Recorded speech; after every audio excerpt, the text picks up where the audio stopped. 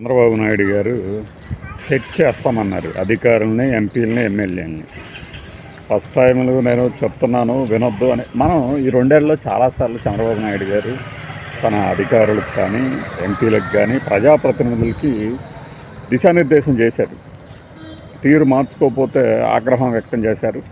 అయినా కూడా మరి ఇలా పదే పదే పత్రికల్లో వాళ్ళకి అధికారికంగా గెజిట్ లాగా కొంతమంది ఆరోపించే దినపత్రికల్లోనే ఇలాంటి వార్తలు వస్తున్నాయంటే ఏమనాలి? పైగా కొంతమంది ఎంపీలు మధ్యలో జోక్యం చేసుకొని, సార్ మేము ఇలా కాదు అని ఎమ్మెల్యేలకు చెప్తుంటే నేను బయటికి వెళ్ళిన తర్వాత ఎంపీ గారికి ఏమయ్యా అలానే చెప్తారులేండి అంటున్నారని కూడా తెలిసి వస్తుంది అంటే చంద్రబాబు నాయుడు గారు వెంటనే అన్నారట, మిమ్మల్ని కాదు నన్ను తిట్టుకుంటున్నారు, అయినా సరే నేను వాళ్ళందరినీ సెట్ చేస్తాను, 99లో ఇలా వదిలేసుకున్నాను కాబట్టి మళ్ళీ గెలిచాను అన్నారట. నాకు అర్థం కాలే, మరి 99లో ఆయన వదిలేస్తే మళ్ళీ అక్కడ గెలిచారు. 2003లో ముందస్తు గెలిపోయి 2004లో ఓడిపోయారు కదా, తర్వాత 2009లో కూడా ఓడిపోయారు కదా. తెలంగాణలో ఇంతవరకు లేదు.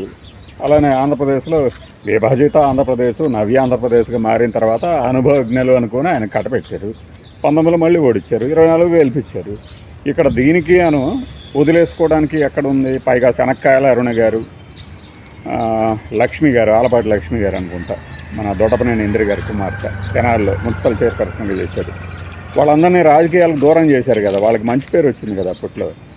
దాక్షిణ్యకు సంబంధించి ఒక మానసిక వికలాంగుల సంస్థ నడిపే టీవీ రావు గారు గుంటూరు వన్కోటూకు ఎమ్మెల్యేగా చేశారు. వాళ్ళందరూ అప్పట్లో తటస్థలో ఇప్పుడు మా పార్టీ పట్ల ఆకర్షితులయ్యారని తీసుకున్నారు. ఆయన్ని పక్కన పెట్టేశారు. చలపతి స్కూల్స్ అతను వైవి ఆంజనేయులు, ఆయన్ని పక్కన పెట్టేశారు. వాళ్ళందరికీ కాస్త కూస్త మంచి పేరు ఉందని నేను అనుకుంటున్నాను. మరి వాళ్ళని వదిలేసుకుని మిగతా వాళ్ళని కంటిన్యూ చేయటం ఎలాగా? మరి ఆయన గెలుపుకి ఉపయోగపడిందో నాకైతే తెలవాలా. నాకు తెలిసిన ఆసువుగా తెలిసినటువంటి అదే మనకు తట్టినటువంటి పేర్లు మాత్రమే చెప్పారు. ఇంకా తెలంగాణలో అంటే తెలంగాణ రాష్ట్రంగా విడిపోయింది, ఆ ఉద్యమం ఏదో ఏర్పాటు చేసుకున్నారు కాబట్టి వాళ్ళకి ఇక టీడీపీ నుంచి మనకు అనవసరం, మనం ఉద్యమ పార్టీలో చేరాలి, అప్పుడే మనకు భవిష్యత్తు ఉంటుంది రాజకీయంగా అని చెప్పి జాయిన్ అయినారు. మరి ఈ కోణంలో చూసినప్పుడు నేను అలా చేశాను కాబట్టి నేను గెలిచాను, వాళ్ళందరినీ వదిలేసుకుంటాను అనడం ఏంటి? నాకు తెలిసి టీడీపీలో ఎవరు ఎమ్మెల్యేలు వెళ్ళిపోయారు బయటికి, ఆయన ఎవరిని వదిలేశారు అనేది నాకు అర్థం కాల.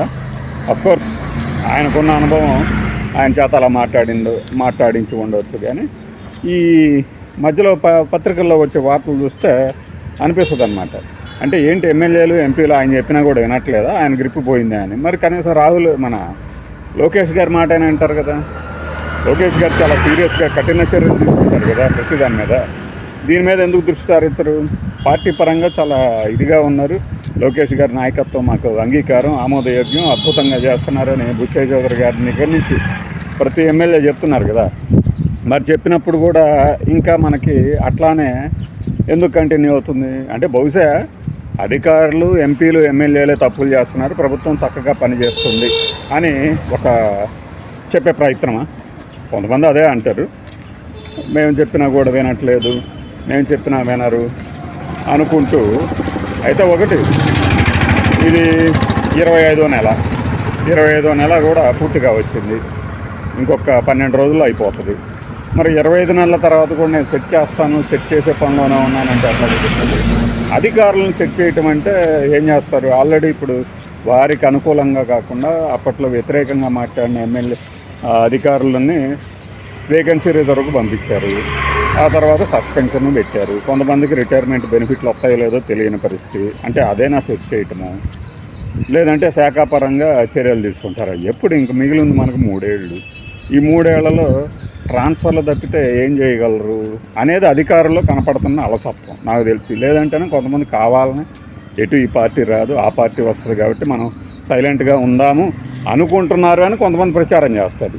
అంటే మూడంతా మారిపోయింది అని కొంతమంది అనుకోవడానికి. బట్ మాడిపోయిందో లేదో, ఇవన్నీ తర్వాత మాడిపోతుందో, అర్ధరాత్రి అద్భుతాలు జరుగుతాయి, అవన్నీ ఎవరి చేతిలో లేని పనులు కదా. ఈ కోణంలో చూసినప్పుడు, ఇలాంటి వార్తలు చూసినప్పుడు ఆర్థికంగా గాడిని పెడుతున్నాం, వెంటిలేటర్ మీద నుంచి ఐసీయూకి మార్చాం, ఐసీయూ నుంచి జనరల్ వార్డుకి మార్చాం, ఈలోపు 5 ఏళ్ళు అయిపోతాయి కదా. ఈ వార్త చూడగానే నాకు అనిపించింది, మీరు అందరూ చదివే ఉంటారు, చూడండి.